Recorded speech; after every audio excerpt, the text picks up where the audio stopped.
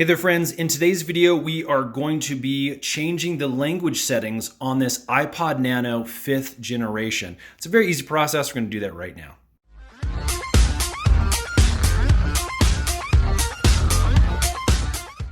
Alright, now to change the language settings on your iPod Nano, very easy process. What we're going to do is we're just going to scroll down here on our home screen to the settings button. We're going to click on the settings. And then we're actually going to scroll up right here to language. There's a language option. We're going to click on that. And as you can see, there's all sorts of different language options that you have access to. Now, this isn't all inclusive, but it does include most major languages. So if I wanted to switch to, let's say, Spanish, I could come down here.